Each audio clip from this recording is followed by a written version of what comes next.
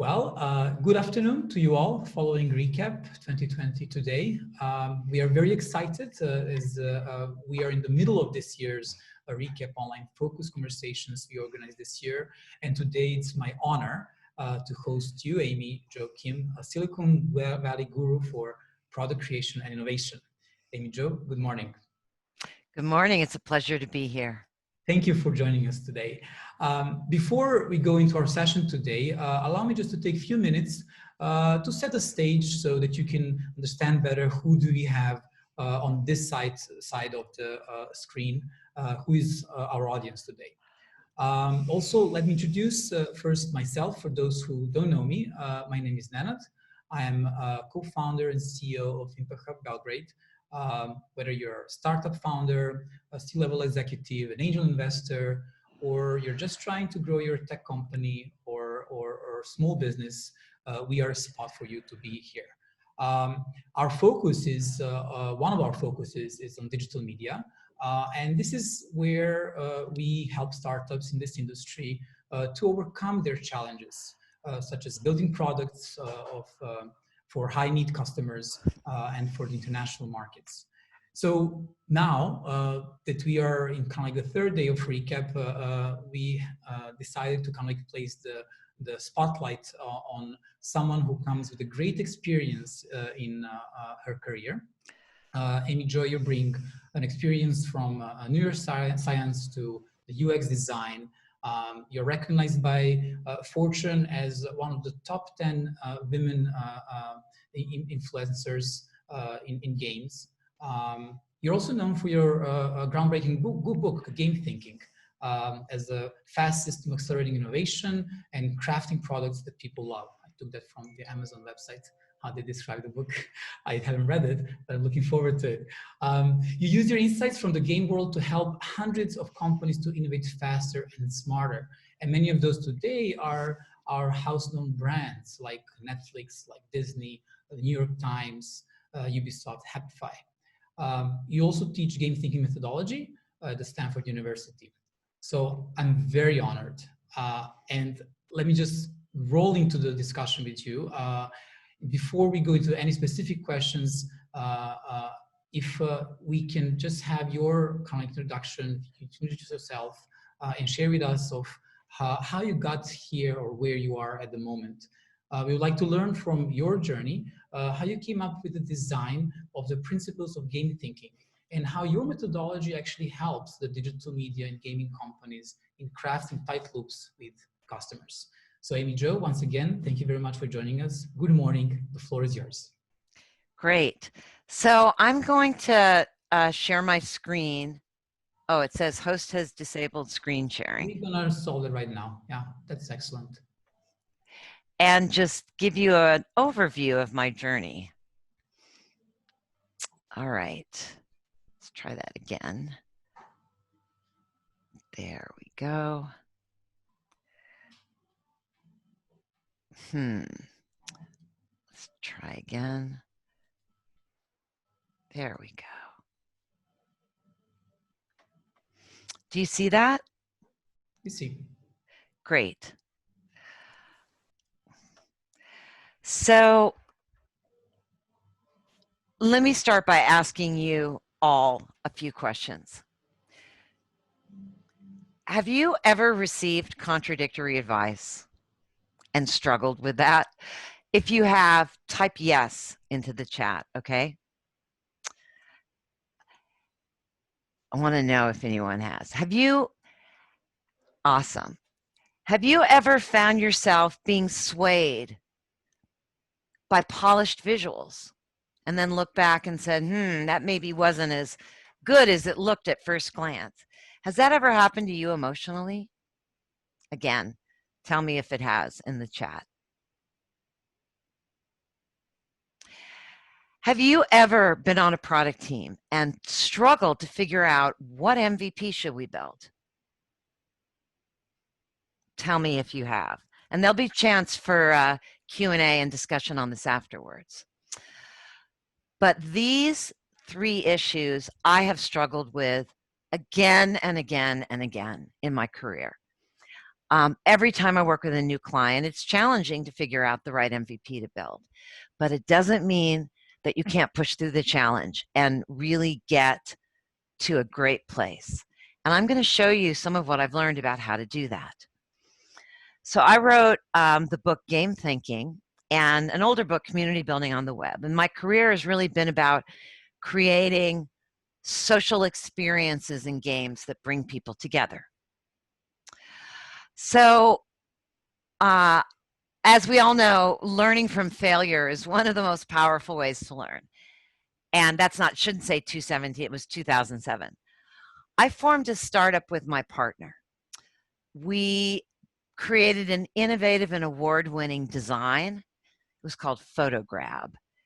And we built it up to about 1,000 rabid fans, which is often what's recommended to succeed. And it was very exciting. We had taken some VC investor money, so it was definitely growth time. And at that point, I really had some struggles. Just, oh, this doesn't seem to be working. 1 second. There it is.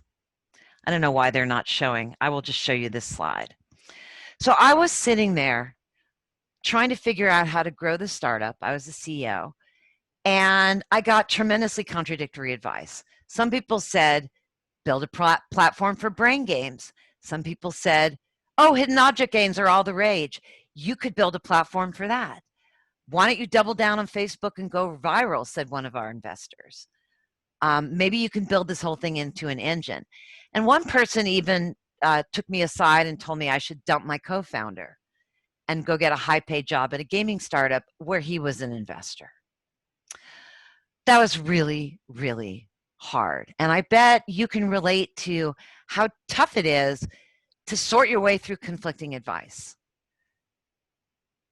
So what we ended up doing is we sold that company to a competitor. I want to confirm, can you still see my screen? Good, okay. And I learned a lot. It was a great experience, but it wasn't the outcome that we wanted or that our investors wanted when we set out to do that project. So I stepped back and really looked at what I had learned in my career and what I've done since then, actually, and said, you know, how is it that hit makers validate their ideas? I thought we were doing it all right, but clearly something wasn't going on. And one of the things I remembered from working with Will Wright, who I worked with both before and after my startup, is Will had a habit of running tiny, low-fidelity experiments to find the fun, to find the core value, and develop a beachhead idea, which you could then grow from. That was a big part of Will Wright's MO, which could be infuriating, but the man's record speaks for itself. I also looked hard at how my colleagues and friends like Stuart Butterfield, who created Flickr and Slack, how did they pivot their way to success? How did they figure out how to turn something moderately successful into something wildly successful? And a huge part of that is to solve a real problem for a small, high-need group of people. That's what Slack pivoted to for success, and that's what I've helped many of my clients do as well. So I want to share 3 lessons that I've learned that if you take these away from this really short presentation, you'll be on the path to success. The first lesson can be counterintuitive. It's niche down. Find and leverage your super fans. So this is about building something a few people want, not necessarily something that everybody wants. And if I look back at the huge hits in my career, this really is a principle that drove the very biggest hits. Rock Band was a game I'm very proud to have worked on. And when we first started out bringing Rock Band to life, we weren't testing it and tuning it with our eventual audience. We were tuning it with superfans, and that came rhythm game nerds who are comfortable with alpha testing. On The Sims, we did our earliest testing with simulation enthusiasts who really love to make things, very different people than the eventual casual gamer audience that The Sims captured. And when we worked on Happify, we had a lot of different ideas for who the hot core would be. Many of them were wrong. We discovered that stay-at-home parents who had recently left the workforce were really ideal customers for our earliest attempts. And the important thing for you to take away from this is the difference between your beachhead audience and your eventual audience. Even on Slack, the game development team who was working from different locations, they were trying to build a game, but they ended up building a workplace tool that they used to move their game forward, but they eventually realized was way more powerful than the game itself. So I don't want you to ever fall for the TAM myth. TAM stands for Total Addressable Market. Every pitch deck has a TAM slide, and it's important to understand your market, but if you then develop something innovative and go right for the average person in that large market you're going after, you're going to fail. Instead, if you want to cross the chasm into mainstream success, oops, seem to be having a lot of slide troubles today. There we go. If you want to cross the chasm, what you want to do is start here. Start pre-chasm with your early adopters, the people that need what you're building yesterday, not your eventual target market that you're really going after, but that narrow slice of people who can help you bring it to life. That one idea has transformed project after project that I've worked on. It may seem counterintuitive, but if the more that you're innovating, the more important it is. So first, win the hearts and the minds of your early, highest need customers if you want to get that larger market. The second idea is to test and iterate early in rough form. It's really the rough form here that's important. If you're at all familiar with design thinking or any of that, you've heard before, test and iterate early. Yeah, sure, it seems like a good idea.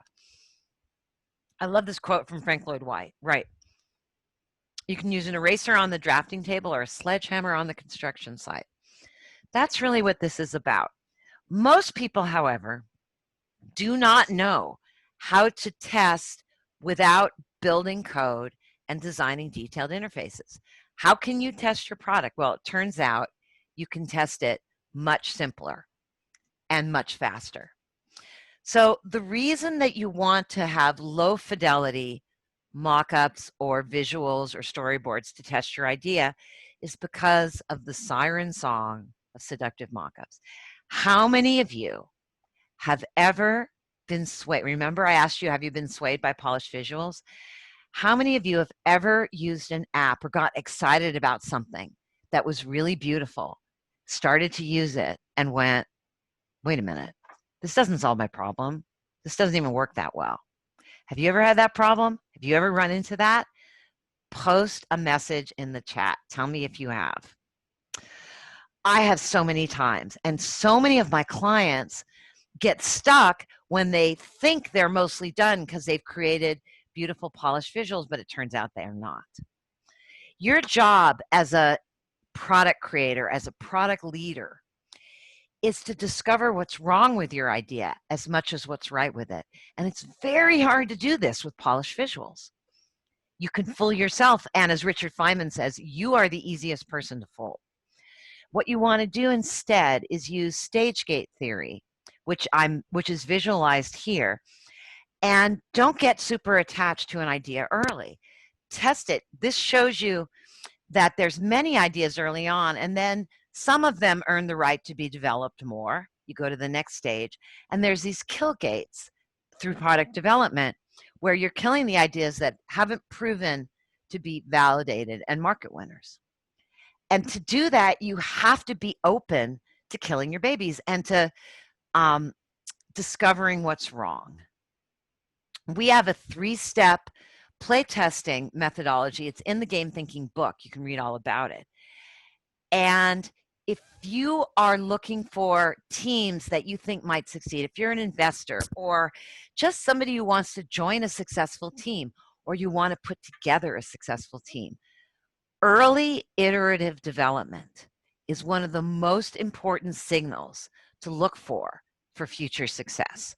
I do this with my clients when I decide whether to accept them. I help investors do this, and on my own projects, I strive to do it. When you test early with rough prototypes or rough sketches, it allows you to find some existing habit in your customer base you can piggyback on. What do I mean by that?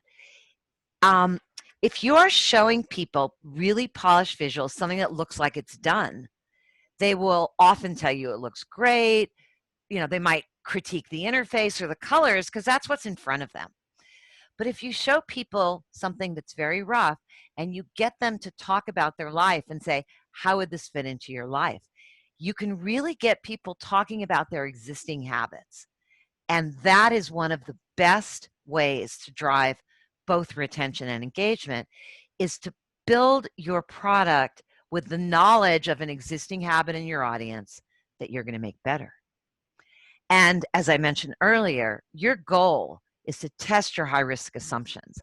And as I said, it's very hard to do that when you've got something that looks like it's done, that looks like it's worked. You won't be able to get that honest feedback. These are Happify screenshots that are quite polished. But when we started working with Happify, we were testing things that looked a lot more like sketches. So I want you to, and the next time you run a product experiment, see if you can take on a mindset where you're just as eager to find out what's wrong with your idea as what's right with it. That will at least 10x your ability to hit the mark. The third idea, the third lesson I learned that led to game thinking, the methodology, is how you build engagement from the inside out. So there's a lot of people that want to build engagement with a silver bullet, with something fast, with something that's essentially on the outside. That's what most gamification is, sprinkling some game mechanics on an existing idea. But that doesn't really get you to the powerful place where you're building a hit. Kathy Sierra, who's an incredible product leader, likes to say, upgrade your user, not your product. Make people better at something they care about. That is the essence of game thinking. It's the essence of what makes this different from gamification, from design thinking, but also compatible. To drive engagement from the inside out, in a nutshell, you want to engage your customers on a mastery path. You want to help them get better at something they care about. That's what a mastery path is. So we have a 4-stage model: discovery, onboarding, habit building, and mastery. You can use this model to create an overview of your end-to-end customer experience. And then zoom in on, think of it as your day 21 habit. Zoom in on the habit building phase of this journey and really develop that first. This is one of the tricks that took me decades to learn. When I was working on Rock Band, for instance, we spent 7 months working on one song, really getting the feedback loop and all the different layers of feedback right on that one song. Now, we thought about the journey before that. We mapped out at a high level the customer journey and the mental model. But we worked on that core loop, that the place in the app or the product or the game that people are going to spend the most time. It made me friggin' crazy when I was working on Rock Band. And I asked my boss, why can't we design avatars and levels and more stages to play on and all the fun stuff? Why do we have to just sit here and work on these feedback loops, tuning? And he said, because if playing one song doesn't feel right, none of the other stuff matters, and this game isn't going to get greenlit. And that was a huge lesson for me. Similar things happened on The Sims and on Happify. I helped Happify do this because I had learned the lesson. You want to start with a simple and stripped down learning loop, the habit that people are going to do again and again, the thing that's going to pull them back, the core bit of value. You really want to start with that, not with your fancy onboarding, not with all the 75 VIP levels that are going to engage people. That stuff doesn't matter if you don't have a strong habit loop or learning loop. Rock Band, as I just told you, started by laser focusing on this, and it paid off big time. The Sims did something similar. We ran lots of experiments. We couldn't find that core at first. We tried different things. And once we found this set of interactions that made sense and that made people want to come back and play it, that's when things started to take off. There's a huge mobile hit called Covet Fashion that spawned another game called Design Home. You may have heard of them. Same thing with this game. I was involved in the early play, and we had huge arguments about what that core loop should be on Covet Fashion, what the multiplayer gaming should look like, whether there should be teams or not, etc. And when we finally tested our ideas in rough storyboard form, our customers overwhelmingly loved the simpler version of things that our team thought was maybe even too simple to be fun. But when we tested it, that was what they loved. They just wanted a little bit of oomph around that simple interaction. So it was a turnaround. It saved us so many months of time because we didn't build the wrong thing.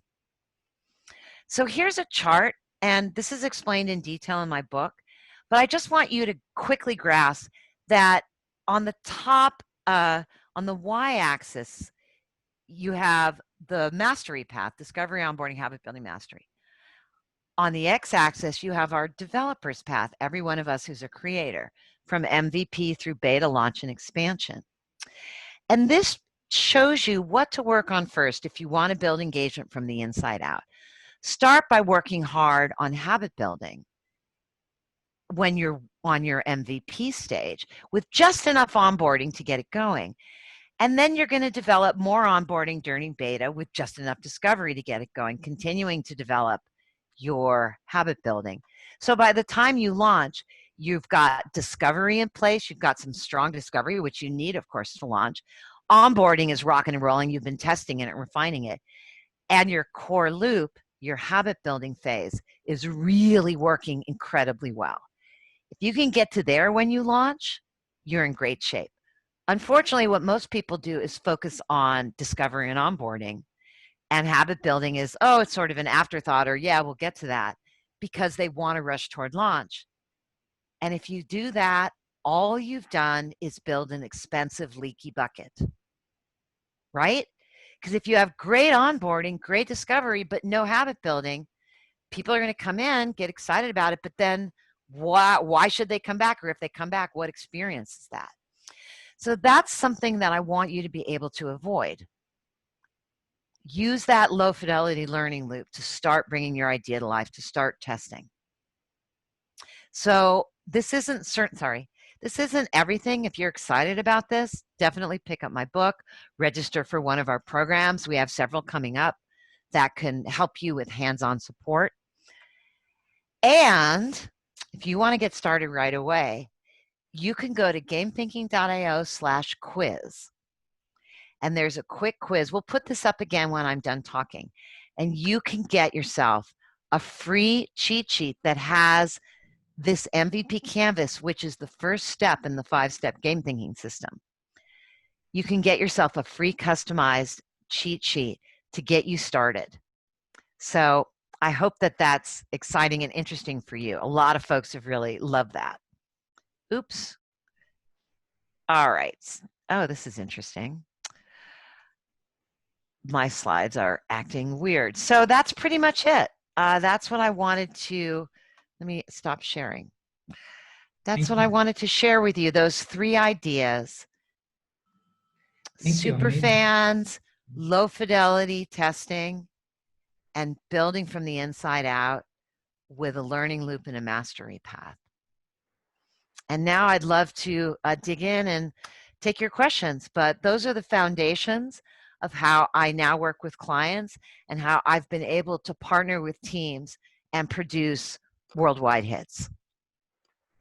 Thank you, Amija. Amazing. So, I mean, let me jump in right with some questions from our side, because obviously, you know, here in our region, we work with a lot of startups, but very often they have not yet identified those kind of customers, the high-need customers, especially in international markets. What's your insight on how to help a startup founder or startup company, the very early stage, to actually identify those enough of high-need customers if they don't have any yet? Obviously, it's very important, that early identification. It's important to build on their habits, but how do we come to those first ones? That's a great question. So we've developed, it's actually kind of hard. So we've developed a really clear step-by-step method that you can follow. And again, it's outlined in my book, but I'll give you an overview now.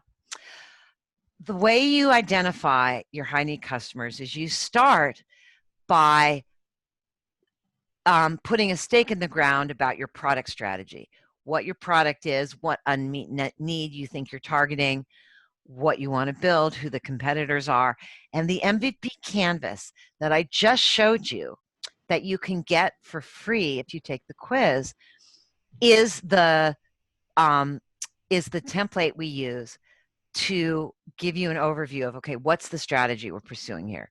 So step one in finding the high-need customers is really getting a picture of what you think you're building. Then you look at that and put down some hypotheses about who you think they might be based on what you already know, based on people that you've been talking to on your team, based on, maybe just ideas that are wrong. A hypothesis doesn't have to be right. It just has to be testable. I'm going to say that again. You don't have to be right. You just have to create testable hypotheses that can move you forward. So once you've got 2 or 3 testable hypotheses for who your high-need customers might be, you can then start to test those hypotheses by using what we call the superfan funnel. And this is a screener and a set of interviews and then play tests that reveal your high-need customers reliably every time.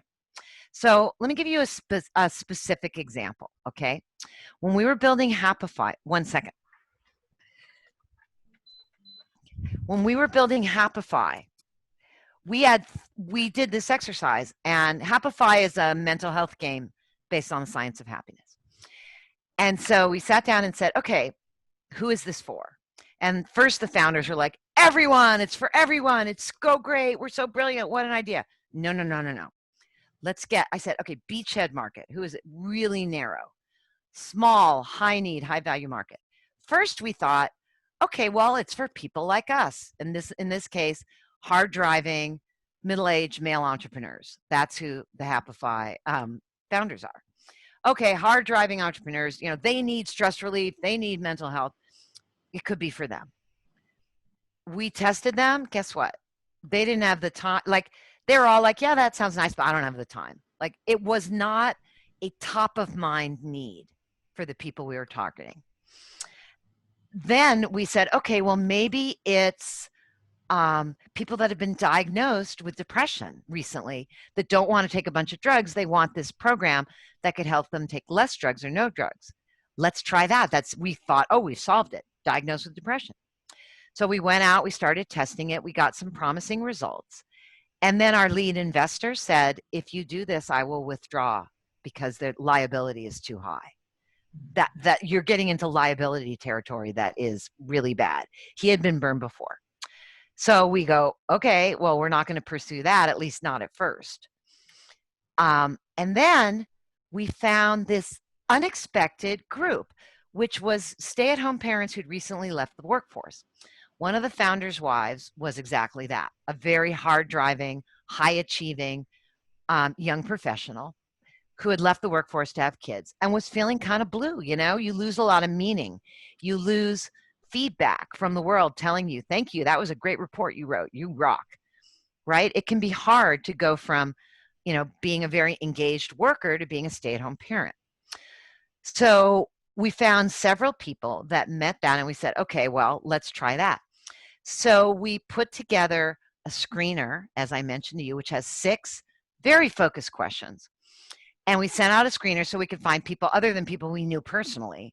Because people you know personally and your friends, like, you got to go beyond that. They're always going to be biased. So we found quite a few people that were stay-at-home parents who, we did it through Craigslist. We did it through asking our friends to post the screener on their Facebook page, things like that. And we found these people, and they absolutely had a need. And the need was much more top of mind than the other folks, because they wanted to be happier, not just for themselves, but to be a good mom. You know, they thought, well, a good mom isn't sad and blue and grumpy and moping. A good mom is happy and energetic. I want to be that mom. So they had a really pressing reason to want to raise their mood. And so let me step back now. What did we do? We didn't have any idea who to target. But we came up with 3 hypotheses, and then we tested them, and we found out we were wrong about a couple of them, but then one of them really popped, and we were able to dig in on that. But there's a punchline, and the punchline is we found this group of people that really needed what we wanted to offer them, and they liked having it delivered on a mobile phone because they were very mobile. But when we showed them our earliest ideas, our sketches, which looked like 2.5D isometric things, because these guys were gamers, they wanted to build a game. So we showed these stay-at-home moms our sketches, and they were like, I don't like that. That looks like work. I don't want that. You know, if I wanted to, and what they told us is, if I wanted to go play a game, I'd go play, you know, Bejeweled or which is Candy Crush. It wasn't out then. I don't want this to look like a game. A game seems like it's going to ask a lot of me. That was mind-blowing to the team. And we said, well, what do you want? Like, what do you want? Okay, you don't like that. What do you like? And people usually can't tell you what they like they can tell you what they don't like.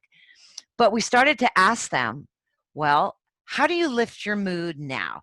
What apps or what activities do you do now to lift your mood when you're feeling blue? And you know what we heard? Pinterest. I go to Pinterest and I look at beautiful white living rooms without spit up on them that I'll never have. And I look at 7-layer, you know, cakes that I'll never bake because I don't have time. And they had this whole aspirational thing going on with Pinterest. And they liked Pinterest because it was flat and it was easy. And you could just go there for 2 minutes and feel better, or you could dig in for a half hour and figure out how to redesign your kitchen. That was very challenging to the team, because they were hooked on wanting to build a game. One of the people on the team had certain skills that would be well utilized that way. Big struggle, big argument. But ultimately, what we decided was to follow the market rather than to follow our dreams. In fact, that let us follow our dreams. So we redesigned the UX, the user interface, the fundamental structure of it. We redesigned it to look a lot more like a feed and less like a place, a game with a place that you would go. And everything started to take off. That was 7 years ago. Happify, after a lot of struggles, launched, had a successful launch, grew the product, and now, 7 years later, Happify has an enterprise division that deals with insurance companies and people that have been diagnosed with depression. And Happify actually is covered by insurance, by some insurance companies for depression. So that idea we had way at the beginning, oh, maybe this is for people who've been diagnosed with depression, it wasn't the right beachhead market, right? It wasn't the first people to work with. But years later, it turned out to be the ultimate market. And those are 2 different things. Wow. Yeah. So obviously it's important to find that, you know, that the right customer or good customer can give you a feedback and the right answer to, to how to build your product further. We had on Monday, we had one of the guests, Joanna, she's a CEO from Game Analytics. I don't know, maybe you guys know each other. And she said, you know, that when she knew that she reached the product market fit was actually when her customers were convincing her that they didn't need anymore, you know, they need any other additional features or these kind of things. So it sounds like your methodology is really kind of like opposites to, for example, some other, you know, big guys like Henry Ford and Steve Jobs, you know, who were saying that, you know, customers don't really know what they want. There is this quote from Henry Ford who said once, you know, if they ask me what kind of product I should build, I wouldn't be building cars, I would be building horses. Let me jump in. It's a little more nuanced than that. Finding out what customers need, there's a difference between solution space and problem space. In solution space, it's the solution you want to build. Problem space is the problem the customers have. You don't ask your customers to tell you what solution to build. That's a mistake. So I agree with Henry Ford and Steve Jobs on that. If I had asked customers, what should I build? What you do is you find customers that have a burning need that you can fill. And then you test what you want to build with them and get their reaction. It's different than saying to customers, what should I build? Yeah, yeah, and I agree. You know, here as well, and like anywhere in the world, you know, founders usually start from the problem they want to solve or their expertise in what they have, and that's how they start. But you know, here it's very often hard to strike that balance between the one that the founder, you know, knows and what the market really tells us. How do you do that? How do you know to hear what customers is really telling you? Well, it's pretty much just the way that I've outlined, but you do it iteratively in larger and larger tests. So I'll give you another example that might be easier to relate to because it's so different.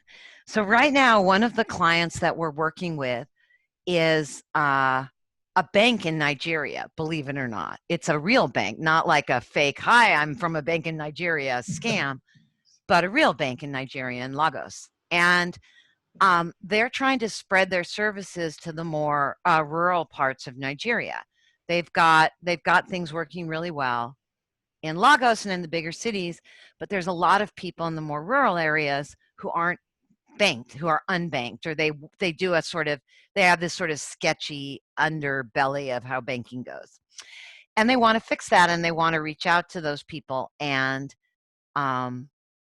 get them a bank account and get them loans and all those things, right? So we're working together on who are the early adopters. And so for them, it's like, everybody, we're a bank, of course. How can we pick early adopters? But, and they're struggling because there's a competitor who's like eating their lunch, right? So this is part of the dynamic that's going on. So we said, okay, well, it's these rural people, you know, that maybe work with an agent who also is a merchant in their village, but they don't have a bank account. Okay, so we defined all of them. Who are they all? And then we did the MVP canvas and looked at what do you want to build? What services are you building, et cetera, et cetera. And a few really obvious things popped out. One of which was a lot of people in rural Nigeria have a feature phone rather than a smartphone. And a feature phone doesn't have, I guess it doesn't have all the data services, but some people have smartphones. And so one of the things we said was, well, we eventually want to reach all of these people. But for our earliest tests, maybe there's a slice of the market of the rural people who have smartphones. Maybe we just say those are going to be our very earliest ones, since we can do more with them. Or maybe we're going to find the rural people who really want a bank account, who it's top of mind, and they're like, I'm frustrated with this, I want to be able to do more, versus the people who are like, I don't know, it seems to be working. I like, you know, Joe down at the market. He's my friend. I like to bank with him. So we sort of dove into that, all the ways we could slice and dice that market in order to get our arms around a smaller group of people that could actually help us.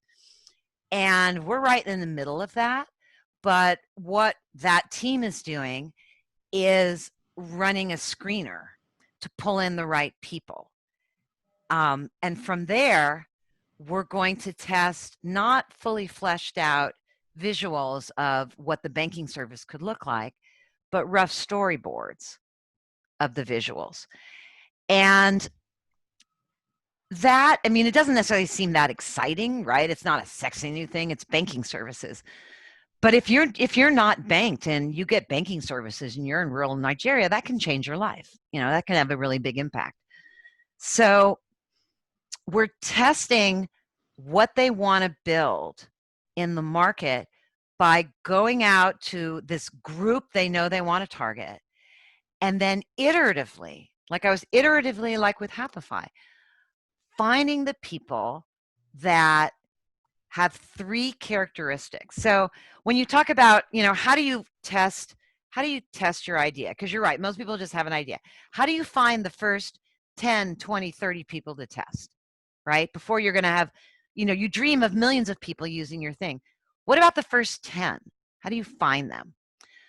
So a good way to find them is to use the screener technique that I've mentioned several times. And again, it's laid out in detail in my book.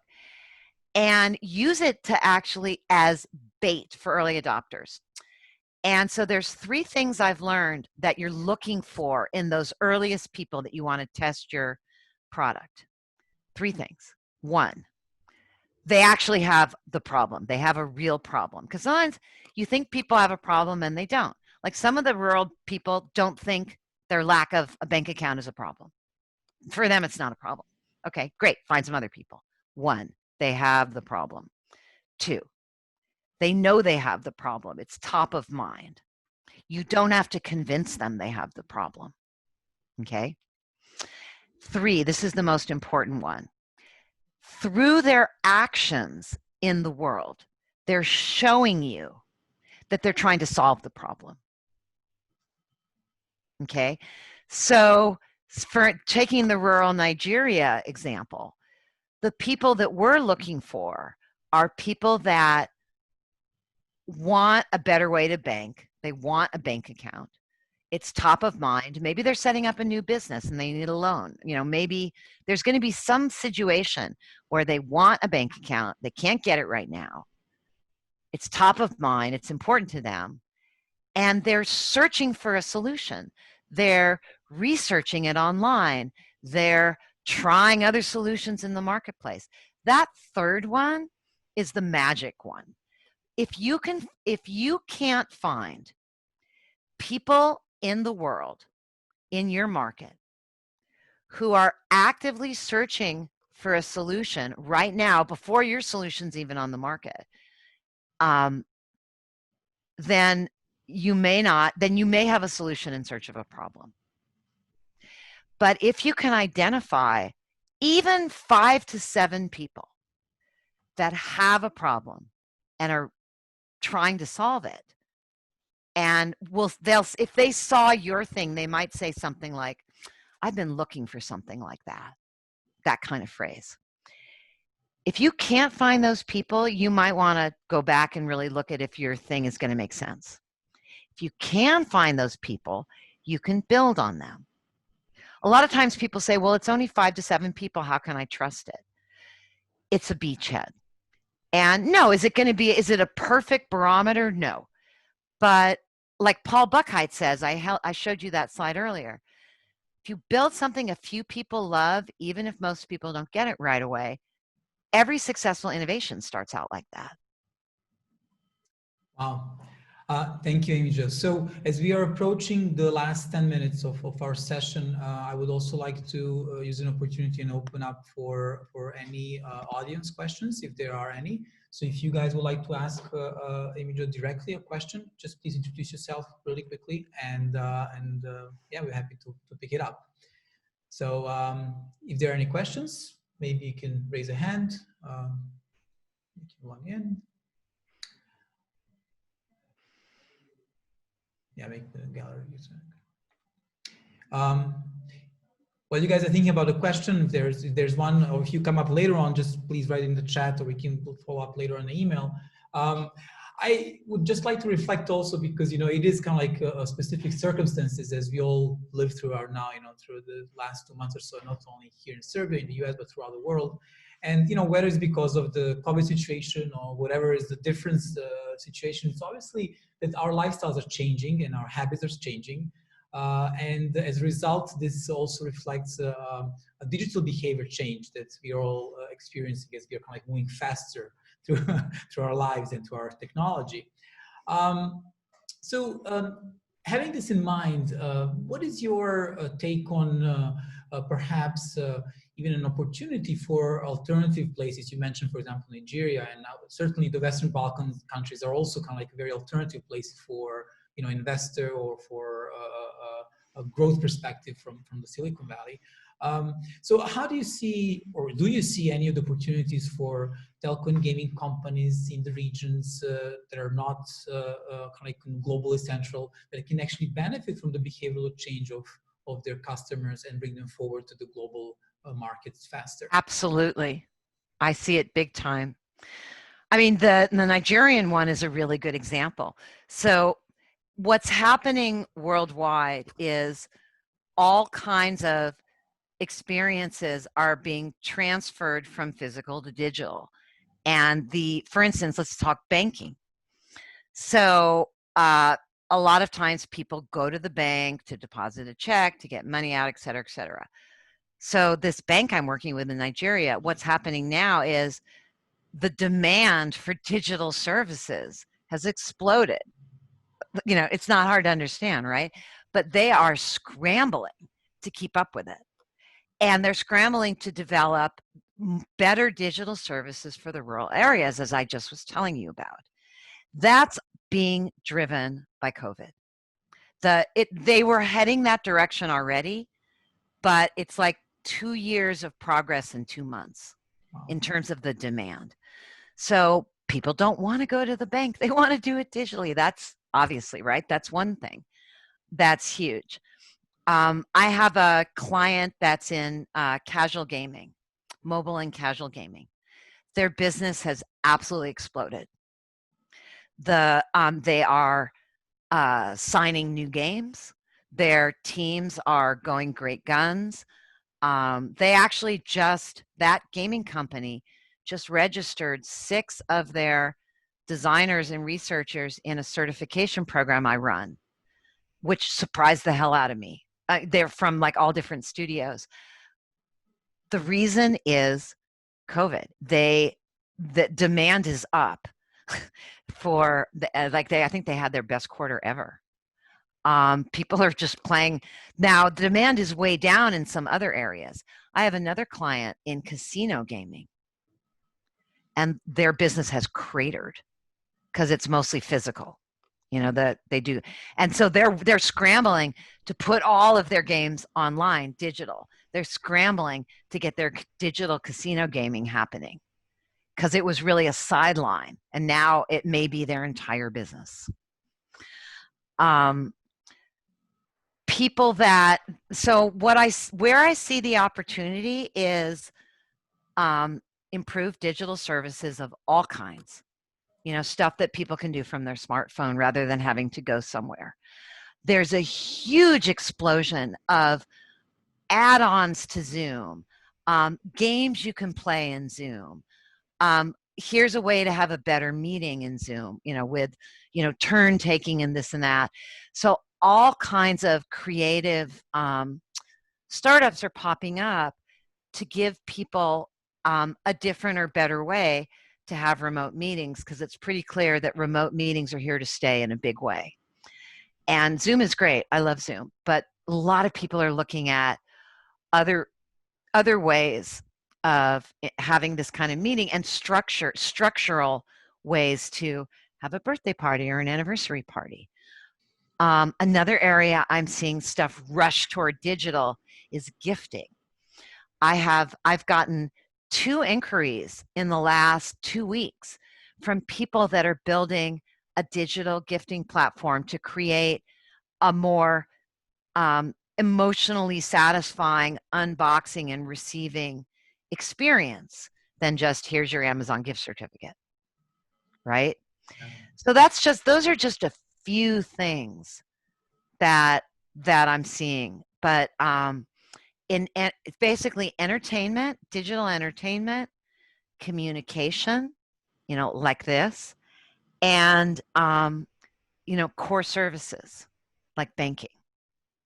Yeah, yeah, you're so much right. We had also experiencing the same challenges for our own team here as we were like 2 months in a lockdown and like trying to figure out, okay, we don't want to use Zoom. What else can we use? So it's not a meeting, it's just like socialize virtually. Okay, so let me read out a question from our chat box. So who was your top buyer persona for Sims? Since Katarina Petrovic knows people of all ages and interests, she loved it. So if you want to pick up that, it's right here. Wow, look at that. Considering this, yes. That's beautiful. So while you're thinking about the answer, in the background of your answer, we have kind of like our partners of the conference storyline, and they are sketching each of our conversations, and we're happy to share this with you. All of this. I would love to get a copy of that. So first of all, one thing I want to share is that we don't use personas so much. We use job stories instead. That's a longer conversation. Personas where you have a detailed person that represents your audience. That technique that came out of marketing and advertising. And personas and audience segmentation can work really well for an established audience or company where you really do need to do segmentation. When you're bringing new ideas to life, which is what I specialize in, personas can really get in your way. They don't help you look at a list of 50 features and figure out which 3 to build. So we use a technique called job stories that comes out of the jobs to be done, and we create core job stories that reflect who we're targeting. So I first want to just say that. Now, you can associate personas with job stories, but you can have multiple job stories that belong to different people. That's why they're not just personas. So the shortest thing is we didn't use personas for The Sims. But what I can tell you is that what we targeted when we were building the game, when we got to beta, when we were running the beta and figuring it out and getting closer to ship, we were targeting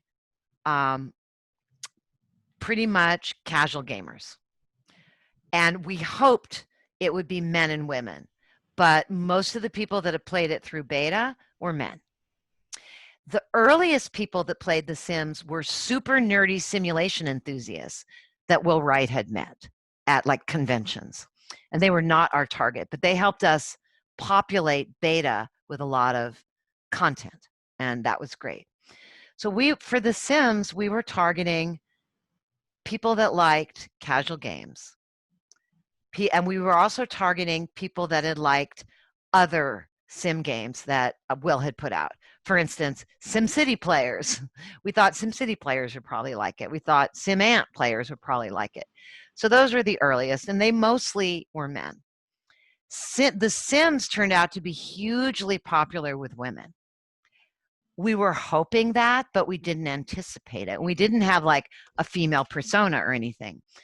What we did was we had job stories that were about what people like to do. Job stories are about actions, not about characteristics and demographics. They're about what people like to do. They're more like, they capture psychographics versus demographics. And so we had a set of job stories, when I come back to my house I've built after being away for a day, I want to quickly see, what's changed. so I can pick up the action without missing a beat and continue having fun, things like that. That's a job story. The way that women and girls got into The Sims initially was through their boyfriends. We had this huge wave of feedback from players who said, my girlfriend won't let me play The Sims. She started playing it. She watched me and started playing it, and now she won't let me play it because she's so into it. Help. So we had a lot of, and then we started marketing more to the females. But the initial wave didn't come because we were targeting them. It came because the girlfriends of gamers thought it looked cool to play with this dollhouse come to life.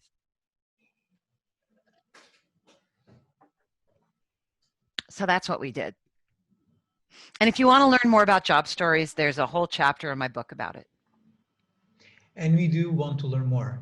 We are going to give away one of your books as an award for the best pitch that we're organizing tomorrow and on Friday. So I think that we are coming to a closure of this session. Amy, just thank you so much for taking your morning time for sharing with us all these amazing lessons and insights. For the rest of you who are following ReCap this year, if you're a founder or C-level executive in your company, come and join our digital media cluster and enroll into open discussion with your peers. If you're looking into building your company, join our 360 connect.online. We are building the largest depository of all the learning materials that you need for growing your startup. And of course, if you have any questions, don't hesitate to walk into the Impact Hub or ping me in the LinkedIn, and I'll be happy to get back to you in a direct message. Thank you all. Amy Jo, thanks again. If you have any final thing or in regards to your work, this is the time to do so. Yeah, thank you so much for coming today. Thank you for your time. Just want to remind you that if you want to dig deeper, you can get a free cheat sheet at gamethinking.io/quiz. It's a great way to get started. And I wish you tons of success. Amazing. Thank you so much. Thank you all for participating today. Bye. Thank you. Bye.